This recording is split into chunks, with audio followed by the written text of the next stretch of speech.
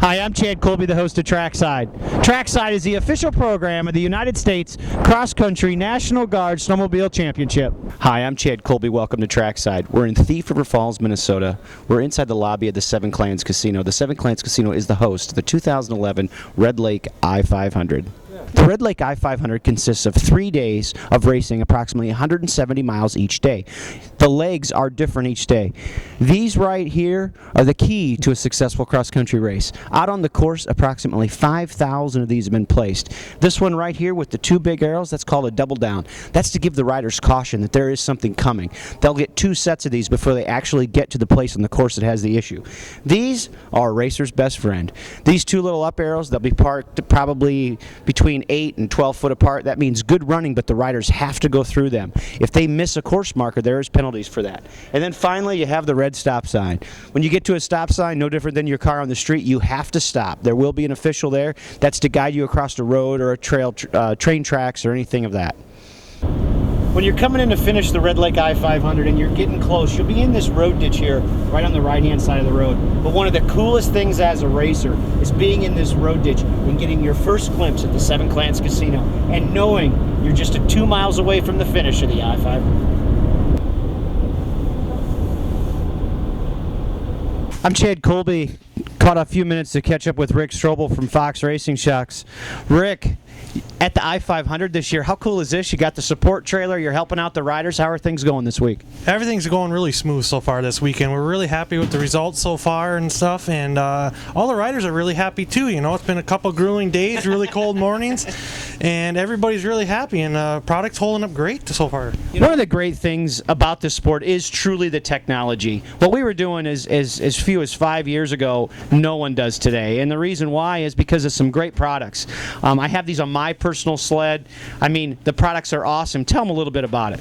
Yeah, the Fox Fold X Evol is really a cutting-edge technology that Fox has come up with, and the air shock technology side of it, and everything's been working really good on that. The guys really love them for the small bump chatter. Just comfort's unbelievable, and it doesn't bottom just because of the air ramp up on it, so it works excellent. You know, it's kind of funny at home, you know, everybody's a trail rider, everybody's an expert, okay? This is just cutting edge technology. Unless you have it, you don't really know. But in this sport of cross-country racing, without this, you're not going to run a front. I mean, that if you don't have great shock valving, great shocks and suspension, you're not going to get it done. And Fox does a great job with that, and you have for years. But this is kind of cutting edge right now in this sport. Yeah, the nice thing about it is we got an entry-level air shock all the way up to high-end performance racing shocks, and we got support vehicles at all the different events, all the different venues. So I mean, for Fox, and nobody else gives us a support and a service, and we got the technology behind it too. You know, Rick, you've been around cross-country racing a long time. Like myself, isn't it incredible to see the numbers, just to see everybody here, you know, with over 200 rides? I mean, that is just awesome, and we're glad you're here. But what do you think about that when you see that? It's awesome to see that cross-country racing's coming back really good, because it is the core of snowmobile racing. It's been for years and years, and it's just cool to see, and we love being a part of it. You know, Fox just wants to be a part of the core racing that's really got the sport to where it is today, you know, and you see all the manufacturer support, you know, and we're here to help everybody, you know. Cool. Well, listen, we want to catch up with you a few minutes. Day 3 of the 500, who's your pick for the winner? Brian Dick, for sure. Yeah. He's the guy. He's going to do it. It's his turn, and he's showing that he's the guy to beat right now. You know, it's kind of funny. He's a guy that, you know, everybody, I don't care what brand you're from, this guy's lost this race a number of times by little baby things, but this seems to be his year. Definitely. Well, Rick, I know you got a lot of things going on today. Thanks for taking a few minutes with us today. No problem. Thank you very much for coming over. I'm Chad Colby from Trackside. Don't forget, you too could be a part of riding snowmobiles in sub-zero temperatures like this weekend at the Red Lake I-500. The Red Lake I-500 is a 500-mile race, but our normal race series is about a 45 or 50-mile race. Grab your snowmobile, come on out and see us at the USCC. Hi, I'm Chad Colby from Trackside, Day 3 of the Red Lake I-500.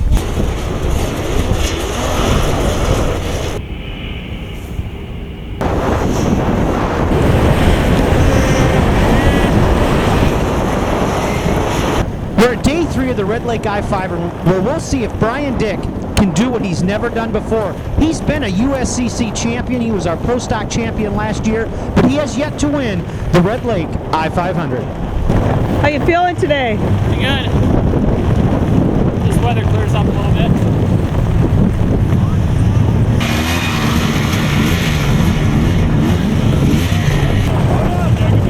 For day 3 of the Red Lake I-500, where guys right now, they've warmed up their snowmobiles, they're sitting in staging, they're waiting for the green flag.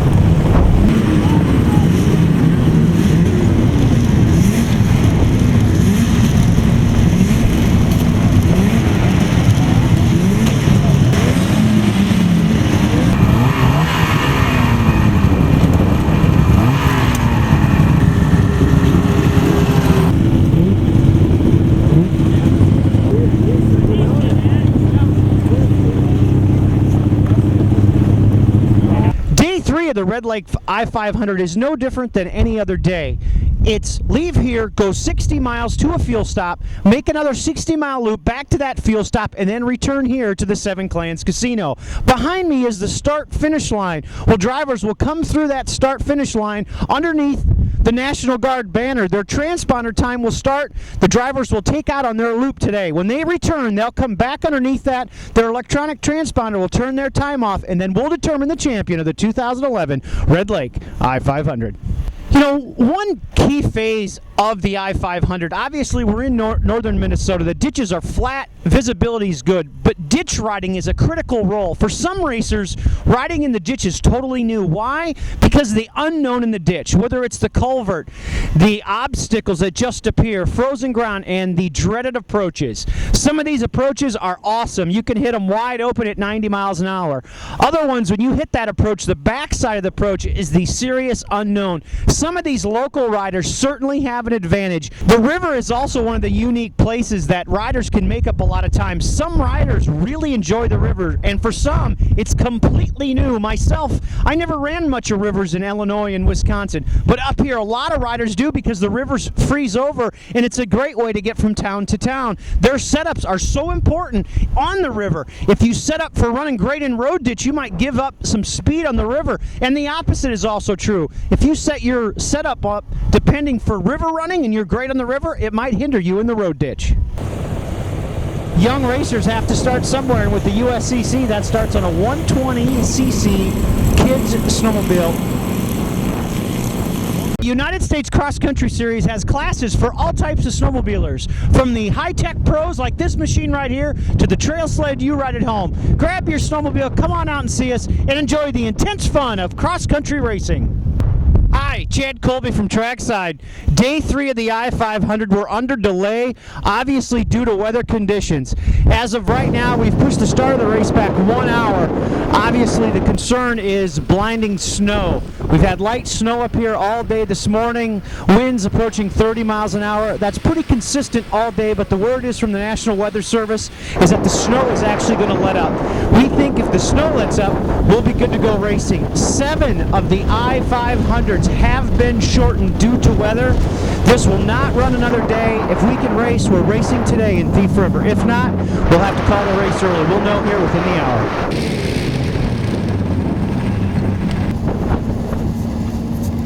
Riders right now are back in their trailers, keeping warm and getting ready for the call. We've delayed the start already 1 hour, and it looks like there's some talk of the fact this race could be canceled or even shortened today during the weather. We'll have more information here later on, but it's going to be an exciting day 3 at the Red Lake I-500.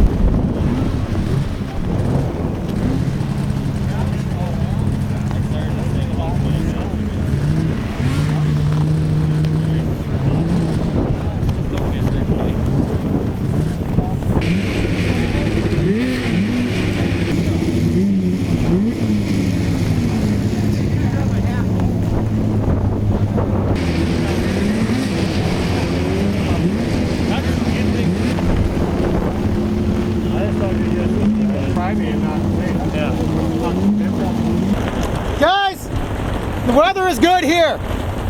This is good. We've been up at the Goodrich Loop. We looked at cutting out the middle loop, get you to Goodrich and back. The visibility is less than 100 feet in some spots. Best it gets is a quarter mile for stretches, and then you come into a whiteout. There is the signs, as soon as they put them up, they disappear, they blow down. It's not safe. Absolutely, I will not. They agreed. Those guys have been doing it for 20 years, and we can't go. Tomorrow? We cannot race tomorrow. The permits expire. To the bar, he said. Race to the bar. You guys, this is it's not unprecedented. It's happened 4 or 5 times in the past.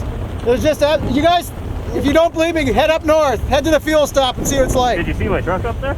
There's a fucking ditch up there somewhere. Okay, the driver in second place, his pickup is in the ditch up there, so that tells you how good it is. You guys, I guess for your safety, I'm not going to let you out. The results from yesterday are going to be final. We're going to do tech though, so all the sleds stay here. We're going to let you guys, we're going to send an official with each of you guys who are going to tech. We'll let you do it in your trailer. All right? 2 o'clock. Yeah, 2 o'clock awards. We're going to move it up to get you guys. The weather is actually, if you can believe it, supposed to get worse. We're supposed to get 2 to 3 inches of snow starting about 5 or 6 o'clock. So we'll get you guys on the road so you can get home. What classes are you teching? Oh, quite a few of them. All right, so you guys, if you can stick next to your sleds, we'll get you guys to tech and get you out of here. Just said, you know, I think they've actually canceled one.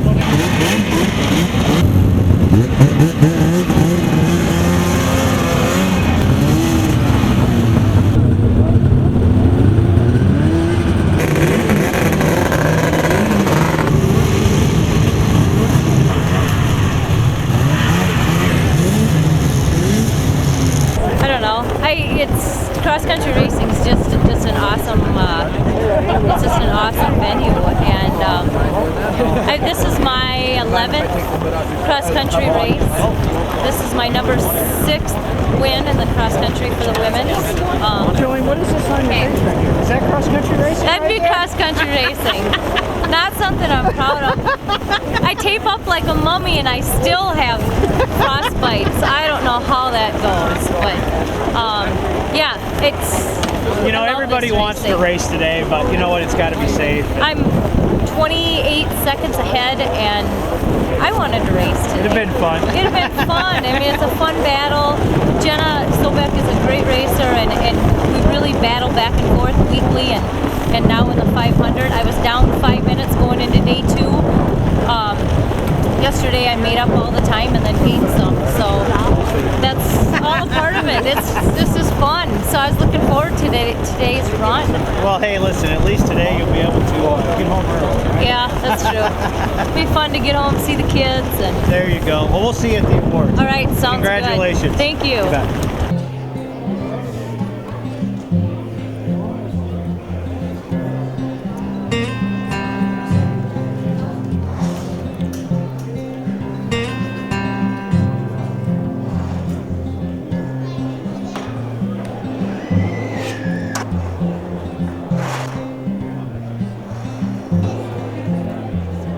In 5th place, a check for $2,000 and a plaque to number 311 out of Rochester, Minnesota, on a Skidoo, Ross Erdman. 4th place plaque, a check for $2,250 goes to number 160 out of Alaska, Corey David. 3rd place trophy, a check for $750 in Arctic contingency, and a check for $3,000 to number 99 out of Michigan, Zach Patton.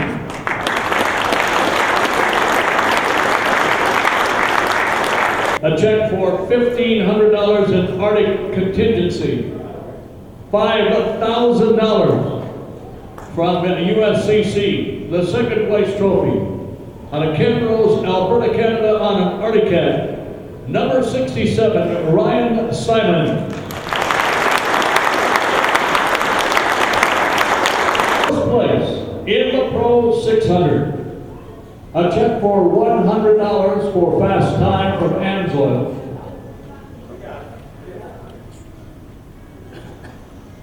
check for $500 for a fast time. I'm sorry. And $1,000 for the Pro 600 winner. $5,000 in Arctic contingency. And Joyce and her crew are standing by with $10,000 in cold, hard cash. Come on up here, Brian Nick.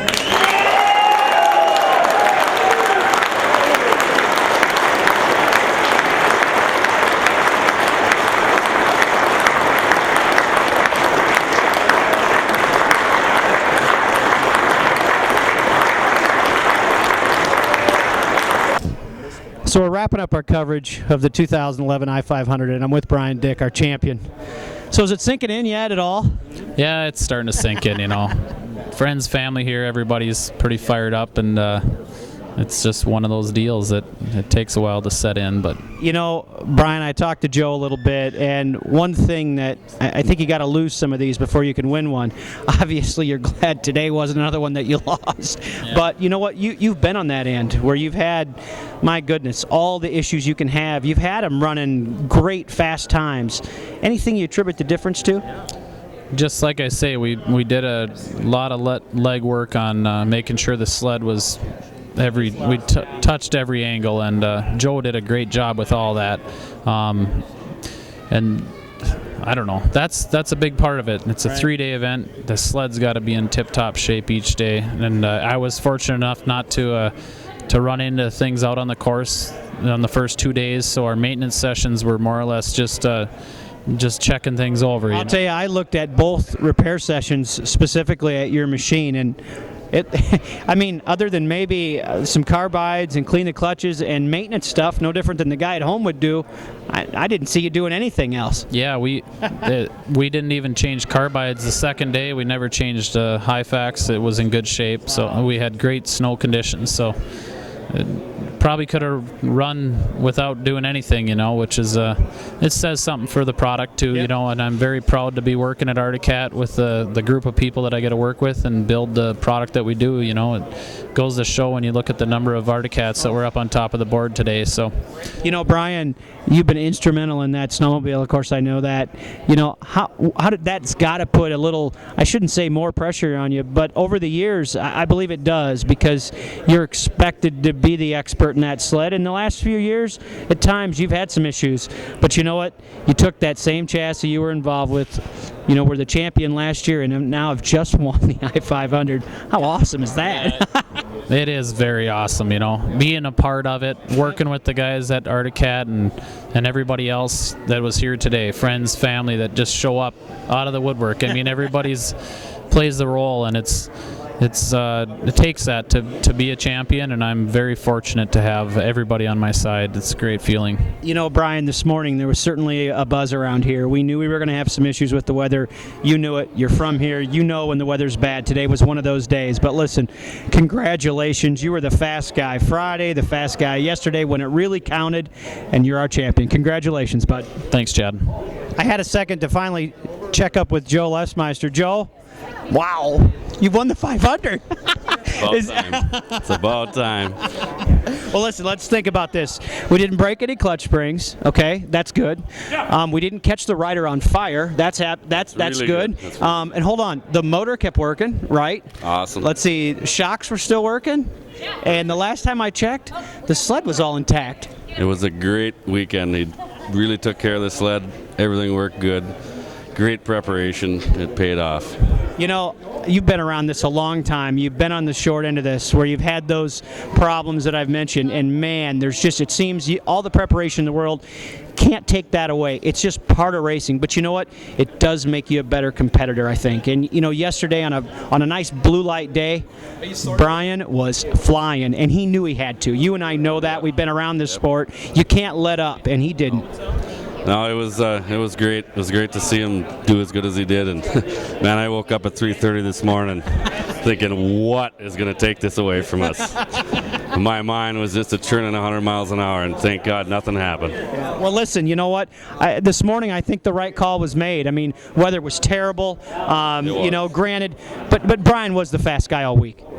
Yes, he was. A lot of things could have happened, but it was. Yeah, I mean, we drove to the fuel stop, and you couldn't see on the highway. I mean, there's no way they could send those guys out there. Yeah. Well, listen, I know this means a lot to you guys. How many years now have you guys been racing together? I can't since I've been around. Yep, I started with Brian in 03. Yeah. So. Well, listen, from all of us, congratulations, bud. I think maybe he owes you a beer, too. What do you think? I think we might have a couple here. Thanks. Congratulations, Joe. It's a great weekend to see all these people come out here. We're just under 200 sleds, so I think we keep seeing the numbers go up. That's great. A lot of people, a lot of families. It's a great weekend. Unfortunately, Mother Nature kind of cut it short. It would have come out to be an awesome ending, I think, but I think Brian should hold his head high. He put 2 great days in. Nobody could touch his times. Some guys had trouble, some guys didn't, so he took advantage of it. I think a lot of emotions going on this morning, and it's I think Pat did the right thing. He got a good group of people together, made an educated decision, and hopefully a safe one, because you can't go back once somebody's hurt. That's the way it is. So that's play it on the safe side. January is a huge month. We just finished with the world champion in Eagle River last weekend. The 500 cross country race this weekend. Wait a second. That makes you 2 for 2. Go ahead and say it. So far, it's we're fortunate. We got a lot of good people, a lot of good equipment. So and they got the desire to go racing, and you can't beat it. I just along for the ride. Yeah. We'll finish up. We got Aspen when the X Games starts and finishes next Sunday. So the trucks will leave, get the racers and crews and sleds acclimated to elevation. So the trucks are leaving probably tomorrow or no later than Tuesday. Right. They go right from Aspen, and we race in Farmington, New York, the following Friday. And I believe that same weekend is the Sioux 500. Yeah, so it is. There's 3 big races back to back to back.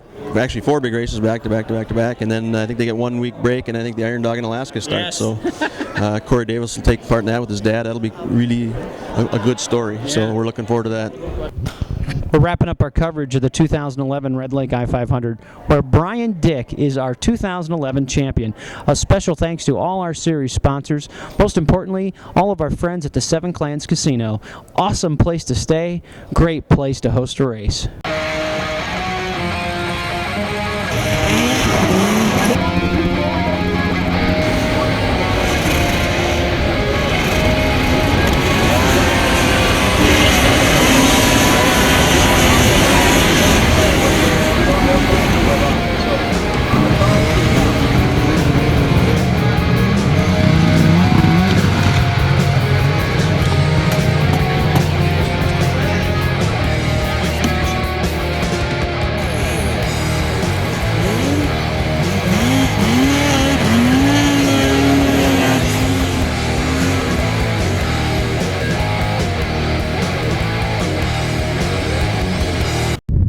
For the latest information about the USCC and its other races this season, check us out online at usccracing.com. The United States Cross Country Series gives a special thank you to the Seven Clans Casino.